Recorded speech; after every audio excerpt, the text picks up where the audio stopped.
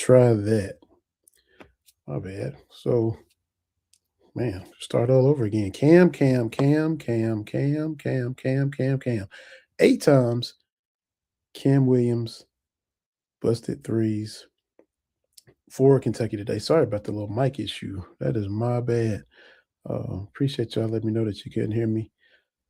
Welcome into Believe in Kentucky. Doing a recap of the game today. Kentucky beats Bellarmine 99-85. So, like I was saying to no one in particular, we probably went into this game saying Kentucky 99. Yeah, that sounds about right. Yeah, that's that's right. But the Bellarmine 85, people probably didn't see that coming. Kentucky giving up 85 points to Bellarmine. For entertainment purposes only, Kentucky was a 30 some odd point favorite. It never got out of hand. It never got ugly. Kentucky was up 5. Jasper Johnson hits a 3 right before halftime to put the lead up to 8. Kentucky tried to pull away and get up to 12, 15 here and there. I think 18 one time. Bellarmine always would reel Kentucky back in. It never was blowout mode like this game was predicted to be. Got to credit Bellarmine for that. You also have to look at how, and look, we're always happy to get a win. Like I was saying, happy to beat Indiana, happy to beat St. John's. We know the struggles Kentucky had this season against good teams. Struggling against Louisville and North Carolina, Michigan State, run off the floor at Gonzaga. So to get a couple wins against some good teams in the non-conference, you end up going 2-4 against those teams. That's great. So was what we were seeing today predictable? Maybe. You get up for Indiana, find a way to beat them, play good defense against them in the second half. You go down to Atlanta. It's the Pope Patino game. That's what it's built from. It's from that angle. Then you had a JQ angle. Jaden Quainton's coming in. Jalen Lowe coming in and doing his thing. So a lot of hype to that game. Play another good second half. Win going away against St. John's. A win against a name brand team. Win against Rick Pitino. That's a win against a ranked team. They're ranked 22nd in the country before Saturday's game. So was it kind of predictable to see what we saw today when you come back home to play Bellarmine?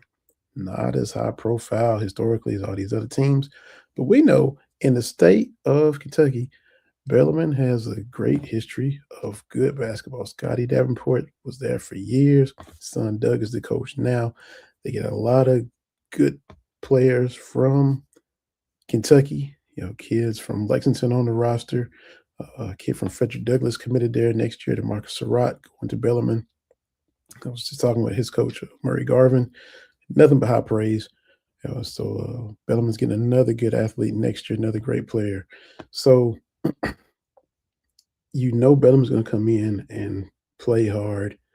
Is Kentucky set up for a letdown? Maybe to not be as focused as they should be. It's kind of the way it looked. We all know it's the last game before a good little bit of a break. Won't see this team play again until next year. Conference play, January, down in Tuscaloosa when they play Alabama. So all of those factors coming into play, come out a little flat, come out a little lethargic. Bellarmine is fundamentally sound. They run their stuff. But at the end of the day, you thought, well, maybe flip the switch, but it never really happened. Bigger, stronger, more physical than they are, and you never could just knock them out like Kentucky should have. So, learning lessons in a win, that will definitely be taking place as the Cats did get the win, but now they got several days to maybe kind of get balanced. We saw a lot of offense today. Props to Kam Williams. We'll talk about him some more. The past 2 games, we saw Kentucky playing some pretty good defense against Indiana and St. John's. Defense didn't really show up today. The offense did. You scored 99. You give up 85. So now try to be as complete of a team as possible going into SEC play against Alabama. You know they're gonna uh, try to light up the scoreboard offensively. If your defense travels, you can limit them. And if your offense isn't up to par, you can still have a chance to go down there and steal that game in Tuscaloosa. So that's where they are. They won, but they knew they're going to really be focusing on those things defensively that the Cats weren't doing, just that intensity. The offense, too, without Jalen Lowe. And look, rest him, beat Bellarmine without him, because that shoulder is so very delicate. We saw the first half when he comes in against St. John's, has to leave right out. 7 seconds later, takes one bump and he's out. It's going to be that way all season. If you remember a few episodes back, had Pro Football Doc on here talking about those injuries. Lamont Butler, shoulder issues all year. Can be the same thing with this year's point guard, Jalen Lowe. So you got to figure out how to handle that. Got to figure out how to be efficient offensively without him, as efficient as possible when he's not playing. We know how good you can be with him. And we saw the difference he made Saturday. We saw him with the mid-range. We saw him with the three. We saw him setting up guys for good shots and how better offense runs better with him. But if you don't have him, you can't just fall apart. Do they bring in another backup point guard? Maybe, we'll see. But you gotta keep the engine to the vehicle running as smooth as possible. Hitting shots helps. Kam Williams comes in from Tulane as a shooter, a sniper, a knockdown shooter. Had been struggling, hadn't been making shots. Noah hadn't been hitting shots. Cam found his groove today. He had 8 shots today. Flashback to Saturday. Jalen Lowe's out there finding him in transition. Bam, catch and shoot. Some daggers against St. John's. So that helps as well. And he hit 8 today. If you look at the history of Kentucky basketball, the guys who have 8 or more, it's a short list. And it starts out, there's 110. Let's see. Jody Meeks hit 10. And let's see who hit 9 or so. I got Tony Delk hit 9, former co-host of this podcast for a year. Jody Meeks hit 10 threes in the game. Tony Delk hit 9. Jody Meeks also hit 9. It was on that tear he was on when he was pretty much the main highlight of the Billy Gillispie era. Cameron Mills has had games where he had 8 threes. Derek Miller, 8 threes. Jody Meeks on the list again. He had a game where he made 8. Eric Bledsoe hit 8 in one game. Jamal Murray, Malik Monk, Emmanuel Quickly, now Kam Williams. So 1, 2, 3, 4, 5, 6, 7, 8, 10. 11 instances where Kentucky players hit 8 or more threes in a game, with Jody Meeks doing it 3 times himself. So Kam Williams joins that elite set of snipers. And I think Eric Bledsoe, that was the team that, famously failed to West Virginia due to the lack of shooting. West Virginia hit that 1-3-1 on them. Couldn't hit shots, but Eric Bledsoe did go off for 8 threes in a game during his time at UK. So congratulations to Kam Williams. The shot was pure. You see him shooting, and his stroke looked way too good to be struggling the way he was. It was 5 years ago that Emmanuel Quickly hit those, February 2020. So 5 years later, we have another 8+ 3-pointers made in the game. So congrats to Kam Williams. He was locked and loaded. He's letting it fly. He's got that swagger back, got that flow back, and that's good to see going into conference play. So, that confidence Get that rhythm is definitely a welcome sight. Um, let's see. So I was gonna try to pull the stats up again. I always struggle with that. I was gonna see if I could get them to pull up here. I'm just to do a little producing on the air, see if I can. Let's see if we got them, y'all. No, maybe not. Thought I had it together. But yeah, just the fact that, Bellarmine had no resistance is basically what I was just going to highlight, just the stats from the end of the game. Um, 85 points is not what anybody had for them getting today. And look, maybe we can see it right there. The Big Blue Insider tweet where they were, 52% for the game. 26 of 50 is what they shot. That is just way too easy. They're way too comfortable. Uh, Kentucky should have killed them on the glass, and it was 29-26 as far as the rebounds. Kentucky only out rebounds them by 3. Um, try not to foul them as much, and if you're maybe locked in a little more defensively, you don't put them to the line as much to get 26 points from the line when you know good and well they're pretty much not going to miss any free throws. They missed 4, but still shot 86% from the line. Kentucky got to the line 24 times, hit 17, 70.8%. Let's see. Points off of turnovers, it's almost even. Kentucky 19-18. Kentucky 10 turnovers. Bellarmine had 12. So yeah, and again, don't have your starting point guard. That will affect your turnovers. So that stuff kind of goes hand in hand.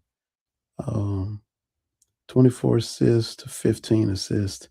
So 24 assists for Kentucky, 10 turnovers. 3-pointers, 16 out of 30. So, they got the 30 today. That's what, Mark Pope definitely wants to do, 30 or more, if possible. So, yeah, they're gonna head to Tuscaloosa now. Look, it's SEC play. The SEC isn't as strong as it was last year. So, because he went 12-6 last year in the league. You're more athletic, not as good of a shooting team. Shown when you're locked in, you can be a better defensive team. So, I forget who somebody put out. Would you take 11-7 now, or would you play it out? I say play it out. If you go 13-3 or better, don't settle for 11-7. Even though you're not right now as good a shooting team as you were last year, should be better defensively. Jaden Quaintance is rounding into form. Didn't play him a lot today. You shouldn't against a team like Bellarmine. So, bring it defensively every game. Bring your lunch pail. Let your defense travel. All those cliches that really do matter. The league isn't as strong. You're not as good a shooting team. Better defensive team. Bounce here, bounce there. I think you can maybe do better than 11-7. Keep Jalen Lowe healthy. That will play into it a lot as well. But you're gonna have the physicality. Diabate, Quaintance. They're able to mix it up. BG will be out there. He's motivated now to bring some energy and hustle, and had that fire lit under him. Moreno is solid for a true freshman. He will only get better with experience. So let's go. Let's see what happens. It's conference play. The identity is going to be toughness. You saw if you watched the Journey video, Mark Pope. This is who we are. This is who we are. This is who we are. That toughness, that physicality. It's not all going to be finesse and beautiful, aesthetically pleasing basketball with the precise cutting and open threes that he prefers. To have to lean into being tougher and physical and being a lunch pail kind of squad. And look, this break is at a perfect time. Get healed up a little bit, get your continuity. You know, I hate to bring up the previous coach, but we used to have Camp Cal, that little end of the break between, you know, non-conference and conference play. Pope is gonna have to use this time to just fine-tune everything. And Mo Diabate is just chomping at the bit to have his return to Tuscaloosa to play his old squad in Alabama. As the days get closer, he's going to be asked about it. We're going to get thoughts about it. He'll downplay it. He'll talk it up. Whatever he's going to do, we'll see how he approaches it. I try to not make it about him, but I'm with Kentucky now. Props to everybody, Coach Oates and all that, but I'm with Kentucky now. We'll see how he answers it. The motivation, he's going to have motivation for the team, motivation for himself, but he's going to want to go down there and show out against uh, Alabama. Kentucky lost to Alabama 3 times decisively last year. So we want to kind of flip that and get that narrative changed. So, hey, no better start to conference play. This year for basketball, start conference play, bam, at Alabama. Will Stein coming up for football, his first year. Youngstown State at home.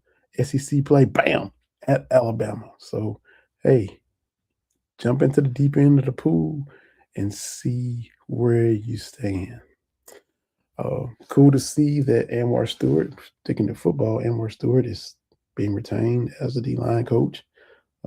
Keep that development going.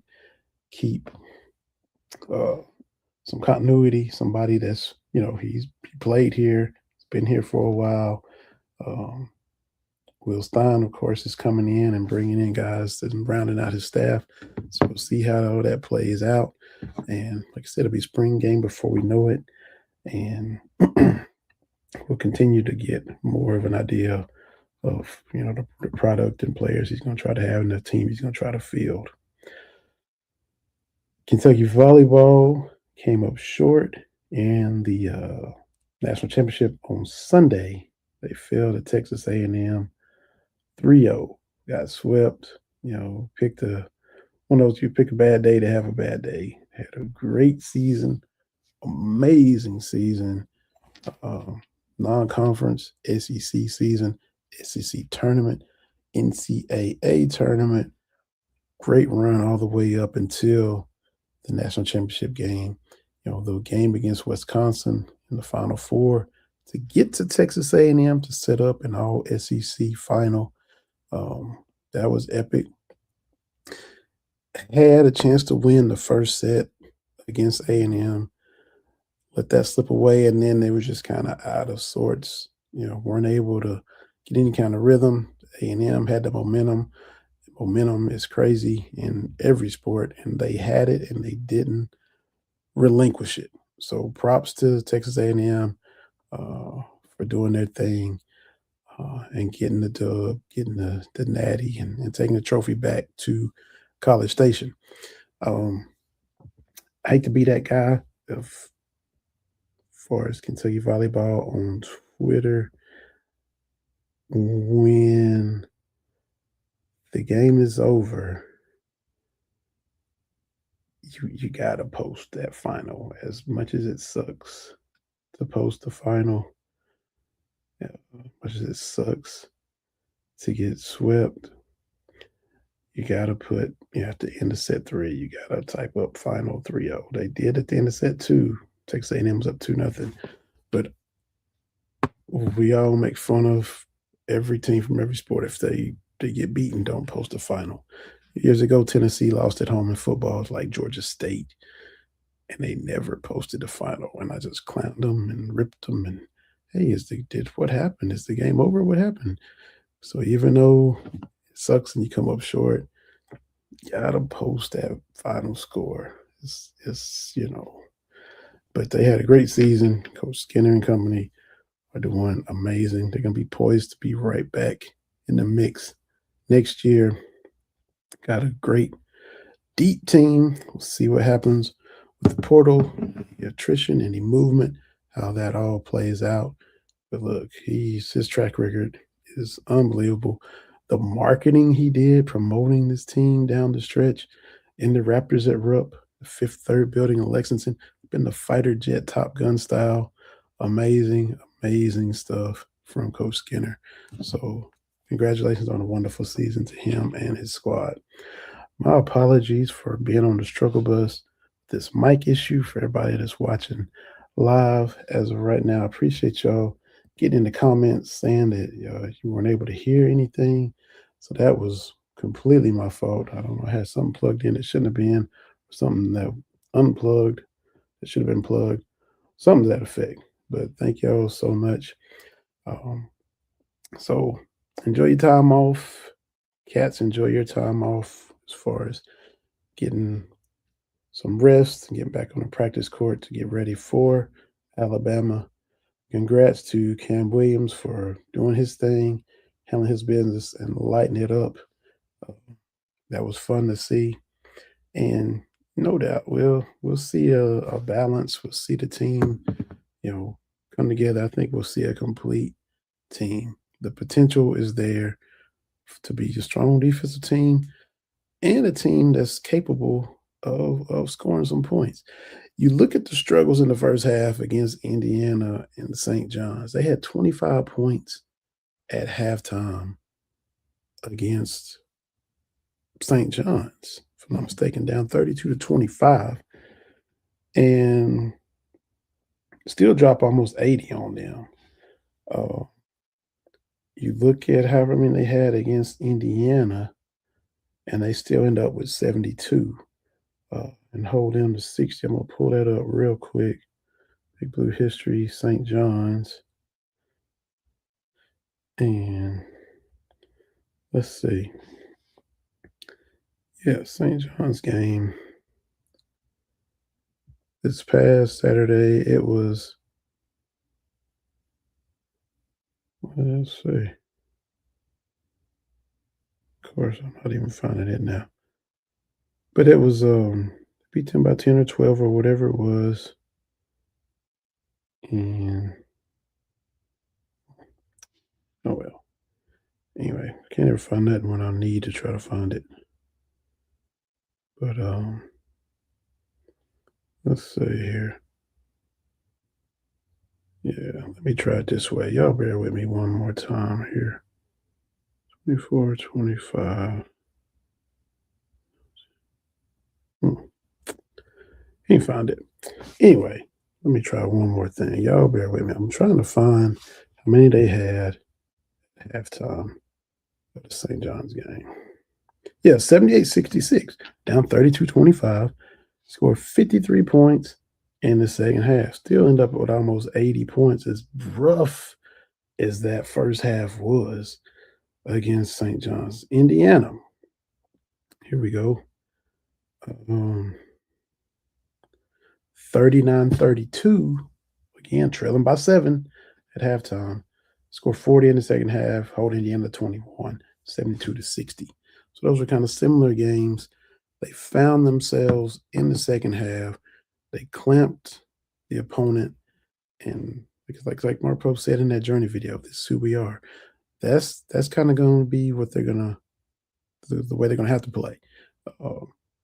Put together some better first halves, but still that kind of style. If you're going to impose your will on the other team, that's what it's going to be. And then when you have nights where the shooters go off, maybe Trent Noah hits 5 or 6 threes. Kam Williams just showed you he can hit 8. You got guys, Colin Chandler can still get in the mix and hit some. Owell get you some threes here and there as well. Then when your shooters go nuts, that's a bonus, but your core is going to be that tough defense, tough rebound, and that physicality.